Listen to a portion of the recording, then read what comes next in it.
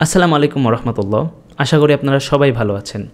আজকে আমরা আলোচনা করব লাইলাতুল কদর সম্পর্কে, যে মাসের ইবাদত হাজার মাসের চেয়ে উত্তম হয়।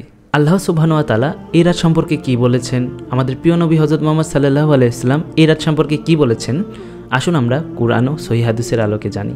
আল্লাহ তাআলা বলেন, ইন্না আনজালনাহু ফি লাইলাতিল কদর, নিশ্চয় আমি কুরআন অবতীর্ণ করেছি লাইলাতুল কদরে।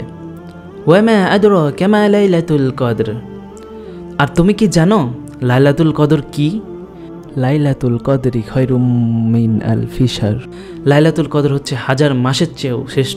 তানাজ্জালুল মালাইকাতু ওয়ার রূহু ফিহা বিইذনি রাব্বিহিম মিন কুল্লি আমর, সে রাতে ফেরেশতাগণ ও রূহ নাজিল হয় তাদের রবের অনুমতিক্রমে সকল সিদ্ধান্ত নিয়ে। সালামুন হিয়া হাত্তা মাতলাইল ফাজর, এটি শান্তিময় রাত ফজর পর্যন্ত। সুবহানাল্লাহ।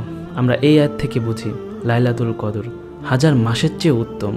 সহিহ মুসলিমের 1169 নম্বর হাদিসে বর্ণনা করা হয়েছে, আম্মা জান আয়েশা রাদিয়াল্লাহু আনহা থেকে বর্ণিত, তিনি বলেন, রাসূলুল্লাহ সাল্লাল্লাহু আলাইহি ওয়াসাল্লাম বলেছেন, রমজান মাসের শেষ 10 দিনে তোমরা কদরের রাত সন্ধানে সচেষ্ট হও। সহিহ মুসলিমেরই 760 নম্বর হাদিসে রয়েছে, আমাদের প্রিয় নবী হযরত মুহাম্মদ সাল্লাল্লাহু আলাইহি ওয়াসাল্লাম বলেছেন, যে ব্যক্তি ঈমান ও সওয়াবের আশায় লাইলাতুল কদরে ইবাদত করলো তার আগের সব গুনাহ মাফ করে দেওয়া হবে।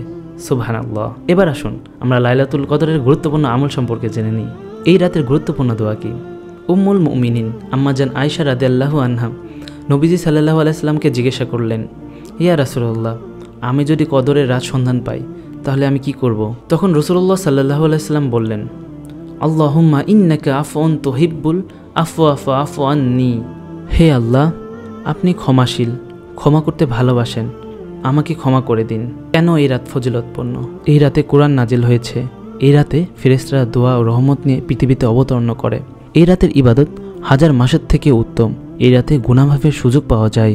এই মহিমান্বিত রাত আমাদের হাতছাড়া করা যাবে না।